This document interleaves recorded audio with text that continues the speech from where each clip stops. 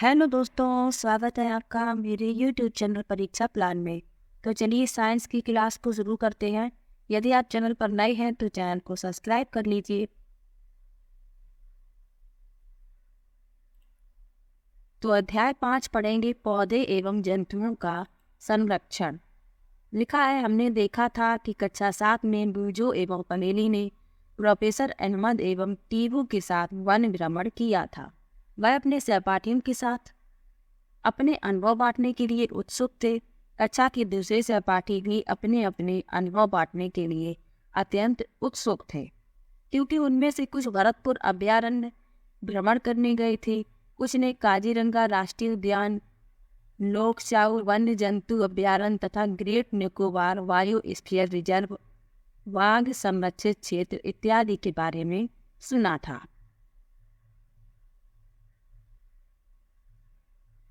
तो इस लेसन में वन्य जीव अभयारण्य और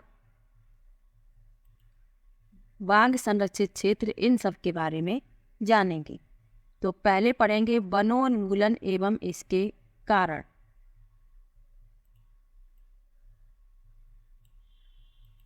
लिखा है, हमारी पृथ्वी पर नाना प्रकार के पौधे एवं जंतु पाए जाते हैं। ये मानव जाति के अस्तित्व एवं भली प्रकार से रहने के लिए आवश्यक होते हैं। आज इन जीवों के अस्तित्व के लिए वनोन्मूलन एक बहुत बड़ा खतरा बन गया है। हम जानते हैं कि वनोन्मूलन का अर्थ है वनों को समाप्त करने पर प्राप्त भूमि का अन्य कार्यों में उपयोग करना। वन में वृक्षों की कटाई निम्न उद्देश्यों से की जाती है: कृषि के लिए भूमि प्राप्त करना, घरों एवं कारखानों का निर्माण, फर्नीचर बनाने अथवा लकड़ी का ईंधन के रूप में उपयोग।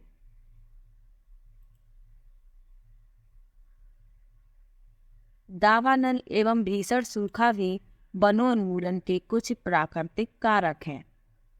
तो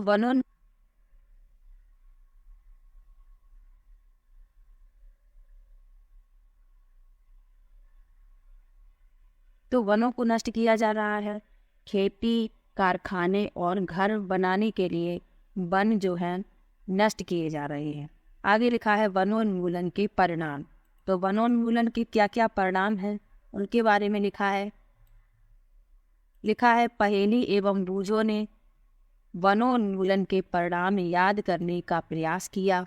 उन्हें स्मरण है कि वनोन्मूलन से पृथ्वी पर ताप एवं प्रदूषण के स्तर में वृद्धि होती है। इससे वायुमंडल में कार्बन डाइऑक्साइड का स्तर बढ़ता है। भौम जन स्तर का भी निम्नीकरण हो जाता है। उन्हें पता है कि वनोन्मूलन से प्राकृतिक संतुलन भी प्रभावित होता है।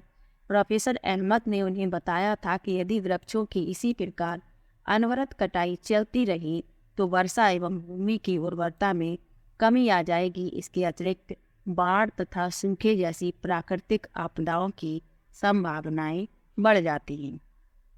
याद कीजिए कि प्रकाश संश्लेषण की क्रिया में पौधों को भोजन बनाने के लिए कार्बन डाइऑक्साइड की आवश्यकता होती है। कम वृक्षों का अर्थ है कार्बन डाइऑक्साइड के उपयोग में कमी आना, जिससे वायुमंडल में इसकी मात्रा बढ़ जाती है। क्योंकि कार्बन डाइऑक्साइड पृथ्वी द्वारा उत्सर्जित ऊष्मीय विकिरणों का प्रग्रहण कर लेती है, अतः इसकी मात्रा में वृद्धि के परिणाम स्वरूप विश्व उष्णन होता है। पृथ्वी की तापमान वृद्धि के जल चक्र का संतुलन बिगड़ता है और वर्षा दर में कमी आती है, जिसके कारण सूखा पड़ता है। आगे लिखा है मृदा के गुणों में परिवर्तन आने का मुख्य कारण वनोन्मूलन है। किसी क्षेत्र की मृदा के भौतिक गुणों पर वृक्षारोपण और वनस्पति का प्रभाव पड़ता है। भूमि पर वृक्षों की कमी होने से मृदा अपरदन अधिक होता है। मृदा की ऊपरी परत हटाने से नीचे की कठोर चट्टानें दिखाई देने लगती हैं। इससे मृदा में ह्यूमस की कमी होती है तथा इसकी उर्वरता भी अपेक्षाकृत कम होती है। धीरे धीरे उर्वर भूमि मरुस्थल में परिवर्तित हो जाती है। इसे मरुस्थलीकरण कहते हैं। वनोन्मूलन से मृदा की जल धारण क्षमता तथा भूमि की ऊपरी सतह से जल के नीचे की ओर अंतःस्रवण पर भी विपरीत प्रभाव पड़ता है, जिसके परिणाम स्वरूप बाढ़ आती है। मृदा के अन्य गुण जैसे पोषक तत्व, गठन इत्यादि भी वनोन्मूलन के कारण प्रभावित होते हैं। हमने कक्षा 7 में पढ़ा था कि वनों से हमें अनेक उत्पाद प्राप्त होते हैं। इन उत्पादन की सूची बना ली। अब लिखा है वन एवं वन्य प्राणियों का संरक्षण। तो अभी वनोन्मूलन के बारे में पढ़ा कि वनोन्मूलन से क्या क्या खतरे उत्पन्न हो रहे हैं। अब पढ़ेंगे वन एवं वन्य प्राणियों का संरक्षण। लिखा है वनोन्मूलन के प्रभाव जानने के पश्चात पहेली एवं ब्रूजो चिंतित थे। वे प्रोफेसर अहमद के पास गए तथा उन्होंने पूछा कि वन एवं वन्य प्राणियों को किस प्रकार बचाया जा सकता है। प्रोफेसर अहमद ने पहेली द्विजों एवं उनके सहपाठियों के लिए जैव मंडल संरक्षित क्षेत्र के भ्रमण का आयोजन किया। इसके लिए उन्होंने पंचमढ़ी जैव मंडलीय संरक्षित नामक क्षेत्र को चुना। वे जानते हैं कि इस क्षेत्र के पौधे एवं जंतु ऊपरी हिमालय की श्रृंखलाओं एवं निचले पश्चिमी घाट के समान है। प्रोफेसर अहमद का विश्वास है कि इस क्षेत्र की जैव विविधता अनूठी है। उन्होंने वन कर्मचारी श्री माधव जी से जैव मंडलीय संरक्षित क्षेत्र में बच्चों का मार्ग निर्देशन करने का अनुरोध किया। उन्होंने बताया कि जैविक महत्व के क्षेत्रों का संरक्षण हमारी राष्ट्रीय परंपरा का एक भाग है। अब जैव मंडल किसे कहते हैं, यहाँ लिखा हुआ है। लिखा है जैव मंडल पृथ्वी का वह भाग है जिसमें सजीव पाए जाते हैं अथवा जो जीवन यापन के योग्य है। जैव विविधता का अर्थ है पृथ्वी पर पाए जाने वाले विभिन्न जीवों की प्रजातियां, उनके पारस्परिक संबंध एवं पर्यावरण से उनका संबंध।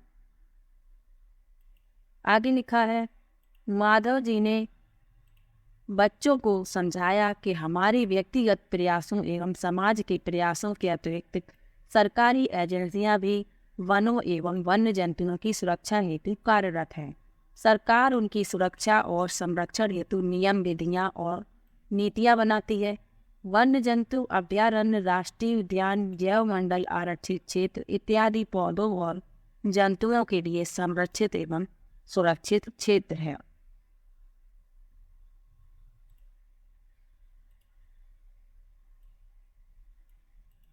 लिखा है वनस्पति जात और प्राणी जात और उनके आवासों के संरक्षण हेतु संरक्षित क्षेत्र चिन्हित किए गए, जिन्हें वन्य जीव अभयारण्य, राष्ट्रीय उद्यान और जैव मंडल आरक्षित क्षेत्र कहते हैं। वृक्षारोपण, कृषि, चारागाह, वृक्षों की कटाई, शिकार, खाल प्राप्त करने हेतु शिकार इन क्षेत्रों में निषिद्ध है। अब लिखा है वन्य जीव अभयारण्य, राष्ट्रीय उद्यान और जैव मंडल आरक्षित क्षेत्र के बारे में। तो चलिए तीनों के बारे में जान लेते हैं। लिखा है वन्य जीव अभयारण्य वह क्षेत्र जहां जंतु एवं उनके आवास किसी भी प्रकार के विक्षोभ से सुरक्षित रहते हैं। राष्ट्रीय उद्यान क्या है? वन्य जंतुओं के लिए आरक्षित क्षेत्र जहां वह स्वतंत्र रूप से आवास एवं प्राकृतिक संसाधनों का उपयोग कर सकते हैं। जैव मंडल आरक्षित क्षेत्र क्या है?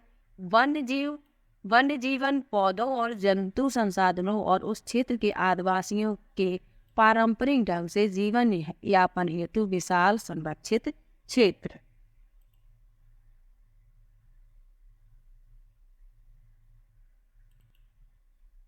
अब लिखा है जैव मंडल आरक्षण।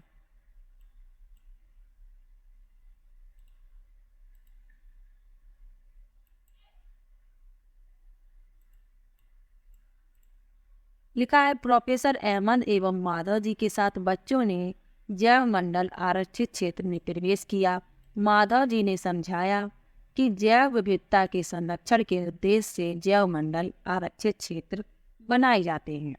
जैसा कि आप जानते ही हैं, जैव विविधता का अर्थ है किसी क्षेत्र विशेष में पाए जाने वाले सभी पौधों, जंतुओं और सूक्ष्म जीवों की विभिन्न प्रजातियां।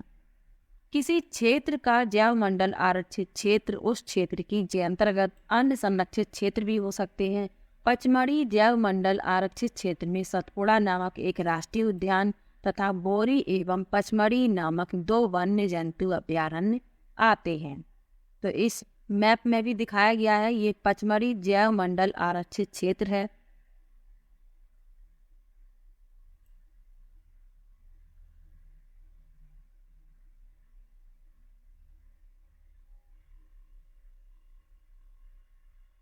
अब लिखा है पेड़ पौधे एवं जीव जंतु। बच्चों ने भ्रमण करते समय जैव मंडल आरक्षित क्षेत्र की हरियाली संपदा की प्रशंसा की।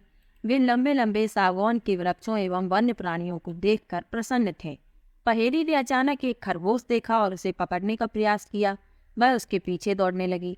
प्रोफेसर अहमद ने उसे रोका। उन्होंने समझाया कि जंतु अपने आवास में प्रसन्न रहते हैं, हमें उनको परेशान नहीं करना चाहिए। माधव जी ने समझाया कि कुछ जंतु एवं पौधे एक क्षेत्र विशेष में पाए जाते हैं। किसी विशेष क्षेत्र में पाए जाने वाले पेड़ पौधे उस क्षेत्र के वनस्पति जात एवं जीव जंतु प्राणी जात कहलाते हैं। यानी किसी विशेष क्षेत्र में जो जीव जंतु और पौधे पाए जाते हैं तो वह जो वनस्पति या पेड़ पौधे होते हैं उन्हें वनस्पति जात और जीव जंतुओं को प्राणी जात कहते हैं। इससे प्रश्न पूछा जाता है। यहाँ पर लिखा हुआ है सागौन, साल, आम, जामुन, सिल्वर फर्न, अर्जुन इत्यादि वनस्पति जात हैं तथा चिंकारा, नीलगाय, बार्किंग हिरन, चीतल, तेंदुआ, जंगली कुत्ता, भेड़िया इत्यादि पचमढ़ी जैव मंडल आरक्षित क्षेत्र के प्राणी जात हैं। यहाँ इन चित्रों में भी आप देख सकते हैं।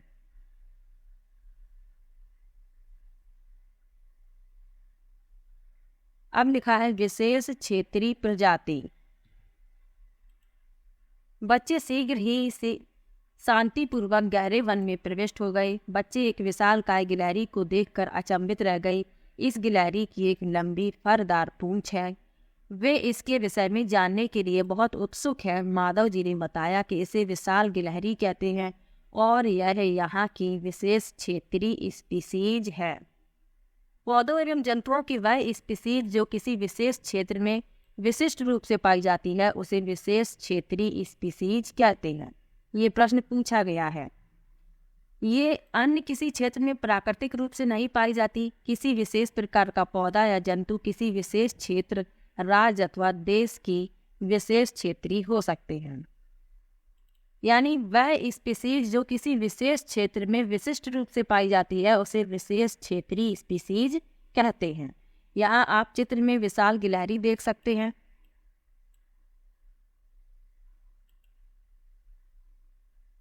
आगे लिखा है माधव जी ने पचमढ़ी जैव मंडल आरक्षित क्षेत्र में स्थित साल और जंगली आम के पेड़ को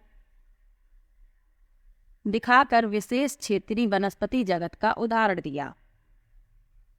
विषण, भारतीय विशाल गिलहरी तथा उड़ने वाली गिलहरी इस क्षेत्र के विशेष क्षेत्रीय प्राणी हैं। प्रोफेसर अहमद ने बताया कि इनके आवास नष्ट होने, बढ़ती हुई जनसंख्या एवं नई स्पीसीज के प्रवेश से विशेष क्षेत्रीय स्पीसीज के प्राकृतिक आवास पर प्रभाव पड़ सकता है तथा इनके अस्तित्व को भी खतरा हो सकता है। अब लिखा है वन्य प्राणी अभयारण्य। लिखा है शीघ्र ही पहेली ने एक बोर्ड देखा जिस पर लिखा हुआ था पचमढ़ी वन्य प्राणी अभयारण्य। प्रोफेसर अहमद ने बताया कि आरक्षित वनों की तरह कुछ ऐसे क्षेत्र हैं जहां वन्य प्राणी सुरक्षित एवं संरक्षित रहते हैं। इन्हें वन्य प्राणी अभयारण्य कहते हैं। माधव जी पुनः बताते हैं कि अभयारण्य वह स्थान है जहां प्राणियों एवं जंतुओं को मारना या शिकार करना अथवा पकड़ना पूर्णतः निषिद्ध एवं दंडनीय अपराध है। तो वन्य प्राणी अभयारण्य में शिकार या जंतुओं को मार नहीं सकते, यह दंडनीय अपराध है। आगे लिखा है कुछ महत्वपूर्ण संकटापन्न वन्य जंतु जैसे काले हिरन, श्वेत आंखों वाले हिरन, हाथी, सुनहरी बिल्ली, गुलाबी सिर वाली बत्तख, घड़ियाल, कच्छ, मगरमच्छ, अजगर, गेंडा इत्यादि हमारे वन्य प्राणी अभयारण्यों में सुरक्षित एवं संरक्षित हैं। भारतीय अभयारण्य जीवों के लिए सुरक्षित नहीं है क्योंकि इनके आसपास के क्षेत्रों में रहने वाले लोग उनका अतिक्रमण करके उन्हें नष्ट कर देते हैं। बच्चों को प्राणी उद्यान भ्रमण की यादें ताज़ा करने को कहा जाता है। उन्हें स्मरण है कि प्राणी उद्यान में वह क्षेत्र है जहां हम प्राणियों का संरक्षण यानी जंतुओं का संरक्षण करते हैं। अब पढ़ेंगे राष्ट्रीय उद्यान के बारे में। लिखा है सड़क किनारे एक बोर्ड और लगा था जिस पर लिखा था सतपुड़ा राष्ट्रीय उद्यान। बच्चे अब वहां जाने के लिए उत्सुक थे। माधव जी ने बताया कि यह विशाल आरक्षित क्षेत्र है तथा पर्यावरण के संपूर्ण संगठनों का संरक्षण करने में पर्याप्त है। इन्हें राष्ट्रीय उद्यान कहते हैं। यह वनस्पति जात, प्राणी जात, दृश्य भूमि तथा ऐतिहासिक वस्तुओं का संरक्षण करते हैं। सतपुड़ा राष्ट्रीय उद्यान भारत का प्रथम आरक्षित वन है। सर्वोत्तम किस्म की टीक सागौन इस वन में मिलती है। यहाँ पर लिखा हुआ है सतपुड़ा राष्ट्रीय उद्यान की चट्टानों में आवास भी स्थित है। यह इन वनों में मनुष्य की गतिविधियों के प्रागैतिहासिक प्रमाण हैं, जिससे हमें आदि मानव के जीवन यापन के बारे में पता चलता है। चट्टानों के इन मानव आवासों में कुछ पेंटिंग कलाकृतियां भी मिलती हैं। पचमढ़ी जैव मंडल संरक्षित क्षेत्र में 55 चट्टान आवास की पहचान की जा चुकी है। जंतु एवं मनुष्यों को इन कलाकृतियों में लड़ते हुए, शिकार, नृत्य एवं वाद्य यंत्रों को बजाते हुए दर्शाया गया है। आज भी अनेक आदिवासी जंगल में रहते हैं। जैसे बच्चे आगे बढ़े, उन्हें एक बोर्ड दिखाई दिया जिस पर लिखा था सतपुड़ा बाघ आरक्षित क्षेत्र। माधव जी बताते हैं कि हमारी सरकार ने बाघों के संरक्षण हेतु प्रोजेक्ट टाइगर अथवा बाघ परियोजना लागू की। इस परियोजना का उद्देश्य अपने देश में बाघों की उत्तरजीविता एवं संवर्धन करना था। बाघ उन स्पीसीज में से एक है जो धीरे धीरे हमारे वनों से विलुप्त होते जा रहे हैं, परंतु सतपुड़ा आरक्षित क्षेत्र में बाघों की संख्या में वृद्धि हो रही है। अतः यह संरक्षण का अनूठा उदाहरण है। किसी भी समय शेर, हाथी, जंगली भैंसे, बारहसिंगा भी सतपुड़ा राष्ट्रीय उद्यान में पाए जाते थे। वे जंतु जिनकी संख्या एक निर्धारित स्तर से कम होती जा रही है और वे विलुप्त हो सकते हैं, संकटापन्न जंतु कहलाते हैं। बूझों को डायनासोर के विषय में याद दिलाया गया जो लाखों वर्ष पूर्व विलुप्त हो चुके थे। कुछ जीवों के प्राकृतिक आवास में व्यवधान होने से उनके अस्तित्व को खतरा पैदा हो गया है। प्रोफेसर अहमद ने बताया कि पौधों और जंतुओं के संरक्षण के उद्देश्य से सभी राष्ट्रीय उद्यानों में कड़े नियम लागू किए जाते हैं। मानवीय गतिविधियां जैसे चराना, अवैध शिकार, जानवरों को पकड़ना या